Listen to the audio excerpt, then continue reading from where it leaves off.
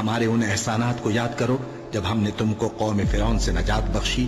وہ لوگ تم کو بڑا دکھ دیتے تھے، تمہارے بیٹوں کو تو قتل کر ڈالتے تھے اور بیٹیوں کو زندہ رہنے دیتے تھے، اور اس میں تمہارے پروردگار کی طرف سے بڑی سخت آزمائش تھی۔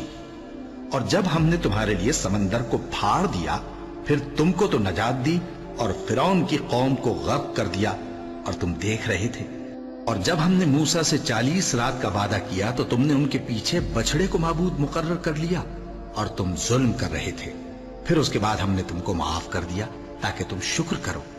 اور جب ہم نے موسیٰ کو کتاب اور معجزے عنایت کیے تاکہ تم ہدایت حاصل کرو۔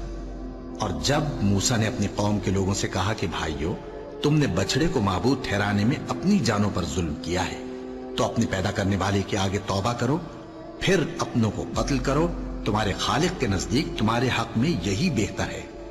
پھر اس نے تمہارا قصور معاف کر دیا، وہ بے شک بڑا معاف کرنے والا ہے، بڑا مہربان ہے۔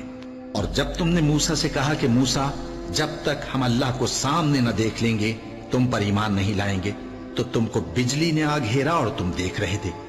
پھر موت آ جانے کے بعد ہم نے تم کو اثر نو زندہ کر دیا تاکہ احسان مانو۔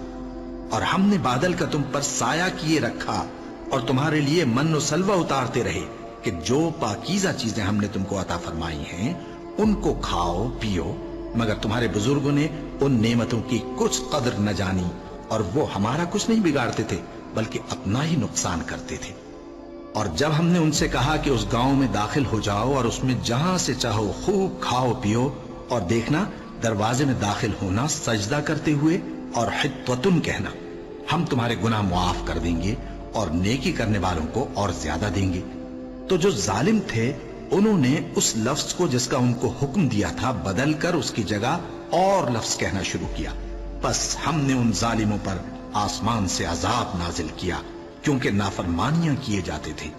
اور جب موسیٰ نے اپنی قوم کے لیے ہم سے پانی مانگا تو ہم نے کہا کہ اپنی لاٹھی پتھر پر مارو۔ انہوں نے لاٹھی ماری تو اس میں سے 12 چشمے پھوٹ نکلے، اور تمام لوگوں نے اپنا اپنا گھاٹ معلوم کر کے پانی پی لیا۔ ہم نے حکم دیا کہ اللہ کی عطا فرمائی ہوئی روزی کھاؤ اور پیو، اور زمین میں فساد نہ کرتے پھرنا۔